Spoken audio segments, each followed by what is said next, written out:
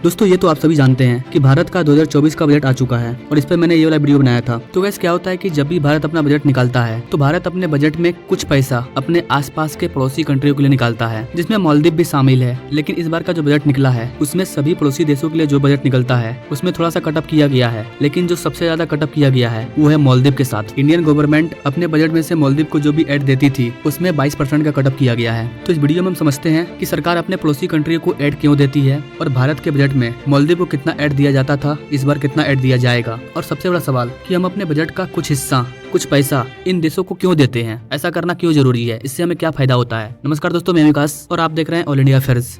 ना यहाँ पर आप ये आर्टिकल देख सकते हैं, India's financial assistance to the Maldives to state drop by 22% amid diplomatic stand off, Bhutan gets lions of share. जी हाँ गाइस, इस बार के बजट में भूटान को बहुत ज्यादा एड्स दिया जाएगा। तो हमारे बजट में मालदीव का जो कटअप हुआ है वो मालदीव के वजह से ही हुआ है, क्योंकि भारत और मालदीव के बीच में जो कुछ भी हुआ वो आप सभी जानते हैं। गाइस, भारत के द्वारा जो भी बजट निकाला जाता है उस बजट में से कुछ हिस्सा कुछ पैसा आसपास के गरीब देशों के लिए, अपने पड़ोसी देशों के लिए निकाला जाता है और उन्हें पैसा दिया जाता है, खास करके अफ्रीकन कंट्री को, वहाँ पर बहुत ज्यादा गरीबी है। तो गाइस, यहाँ पर आप अपने भारत की पॉलिसी को समझ सकते हैं कि हम अपने टोटल साल के खर्चे का, जितना हमारा साल का टोटल खर्चा होगा, उस खर्चे में हम लोग आसपास के उन कंट्री को भी ऐड करते हैं जिनको अगर हम ऐड नहीं भी करें तो हमें कोई फर्क नहीं पड़ेगा, लेकिन फिर भी हम उन्हें कुछ पैसा देते हैं, क्योंकि भारत ही एक ऐसा देश है जो कहता है सर्वे भवन्तु सुखिनः सर्वे सन्तु निरामया। जब हमारे घर में पूजा होता है तो पंडित जी बोलते हैं विश्व का कल्याण हो। भारत पूरे विश्व का कल्याण चाहता है और इसीलिए अपने बजट में कुछ हिस्सा उनके लिए निकाला जाता है। नाउ आप यहाँ पर चार्ट के माध्यम से समझ सकते हैं, जो कि 2022 में हम कोविड-19 के बाद निकले थे तो उस साल हमने मालदीव को 183.2 करोड़ रुपया दिया था असिस्टेंस के रूप में, यानी कि फ्री में एज ए दान कर दिए। 183 करोड़ रुपया हम मालदीव को दान कर दिए, जिसको हम बाद में मांगते नहीं है। इसके बाद 2023-24 के बजट में कहा गया था कि हम मालदीव को 400 करोड़ रुपया देंगे असिस्टेंस के रूप में, लेकिन हमने दिया कितना, 770.9 करोड़ रुपया। जी हाँ गाइस, इस बार 2023-24 में जब ये हंगामा हुआ मालदीव और भारत के बीच में, उस टाइम हमने मालदीव को 770.9 करोड़ रुपया दिया। लेकिन अब जो बजट आया है 2024-25 का, उसमें सरकार बोल रही है कि हम मालदीव को 600 करोड़ रुपया देंगे, यानी कि 2023-24 में हमने 770 करोड़ दिया। उसके बाद हम बोल रहे हैं कि 2024-25 में हम 600 करोड़ देंगे, यानी 170 करोड़ की घटौती होगी। लेकिन 600 करोड़ में कितना पैसा मालदीव को दिया जाएगा ये तो अगले साल के फाइनेंशियल ईयर में पता चलेगा, क्योंकि मालदीव का जो हरकत है उसके हरकत को देख करके लगता नहीं है कि वो असिस्टेंस के लायक है, लेकिन भारत सरकार की जो नीतियां हैं सरकार उसको फॉलो करेगी। तो कुल मिलाकर हमने अपने बजट में मालदीव के लिए 22% का कटअप किया है और इस 170 करोड़ रुपया को अगर भारत लक्षद्वीप में लगा देगा तो हमारा लक्षद्वीप ग्रो करेगा। मालदीव ने जो भी किया उसका खामियाजा वो भुगत रहा है। मैं आपको 2024 के जनवरी का लिस्ट दिखा रहा हूँ। एक समय था जब इंडिया मालदीव में टूरिज्म के मामले में नंबर 1 पे रहता था, लेकिन इस बार 2024 के जनवरी का जो डाटा आया है उसमें इंडिया 5 नंबर पर है। 13,989 लोग मालदीव घूमने के लिए गए थे,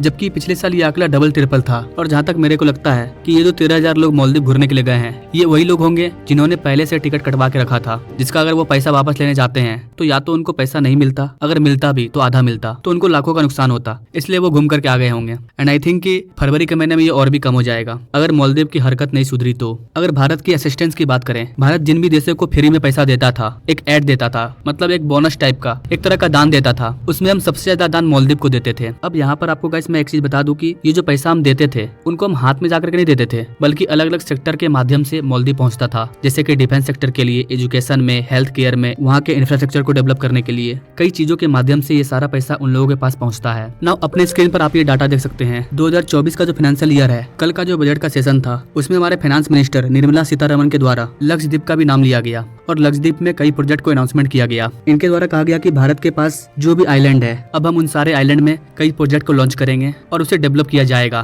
ताकि भारत के लोग वहाँ पर टूरिज्म के लिए जाएं और विदेशों का भी टूरिज्म भारत की ओर आकर्षित हो, जैसे कि पोर्ट कनेक्टिविटी, टूरिज्म इंफ्रास्ट्रक्चर, इसके अलावा एमिनिटीज। और इस साल हमारे एक्सटर्नल मिनिस्टर को 22,154 करोड़ रुपया दिया जाएगा, जबकि 2023-24 के फाइनेंशियल ईयर में 18,500 करोड़ रुपया दिया गया था। तो जो ये पैसा इस मिनिस्ट्री को दिया जाएगा, तो इस मिनिस्ट्री के द्वारा इस पैसा को अलग अलग देशों में दिया जाएगा, उसका अलग अलग यूज होगा। अब अगर असिस्टेंस फंड की बात करें, जो भी हम दूसरे देशों को दान में पैसा देते हैं, उस पैसे की बात करें तो 2023-24 के फाइनेंशियल ईयर में हमने 5,426 करोड़ रुपया साइड किया था कि इन लोगों को दिया जाएगा और दिया गया। लेकिन इस बार का जो बजट आया 2024-25 का, इसमें हमने उन लोगों के लिए 4,883 करोड़ रुपया अलग किया है, मतलब इतना रुपया उन लोगों को दिया जाएगा। देखा जाए तो पिछले बार के कंपेयर में 10% की गिरावट हुई है। और इस 4,800 करोड़ रुपया जो हम कुछ देशों को दान में देंगे, उसमें से सबसे ज्यादा दान भूटान को जाएगा। दान मतलब असिस्टेंस एड के रूप में 4,000 करोड़ रुपया में से लगभग 2,000 करोड़ रुपया हम सिर्फ भूटान को देंगे। देखिए, भूटान को पैसा देना इसलिए जरूरी है है, क्योंकि भूटान अभी हमारे लिए बहुत इंपॉर्टेंट पार्ट है। अगर हम उनको पैसा नहीं देंगे तो हो सकता है कि चीन उसे ज्यादा पैसा दे और वो लालच में आ जाए और कुछ ऐसा वैसा कर ले, चाइना के साथ कुछ ऐसा डील कर ले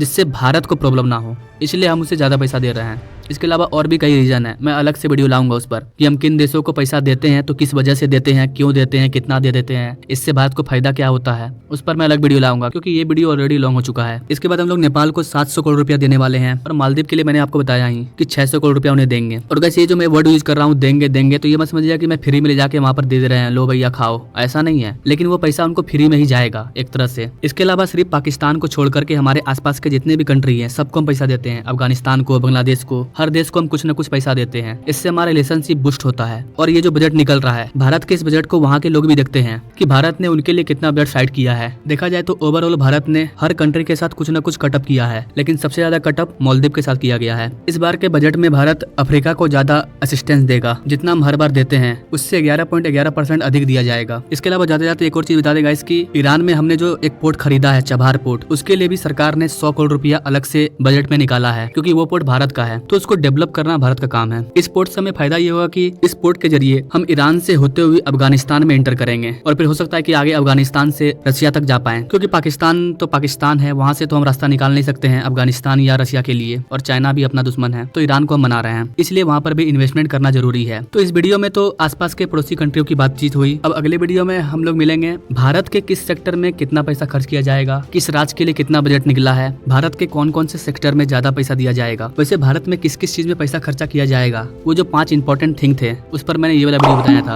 आप चाहे तो आई बटन में क्लिक करके देख सकते हैं। इस वीडियो में इतना ही, मिलता है अगले वीडियो में एक नई जानकारी के साथ, तब तक के लिए जय हिंद।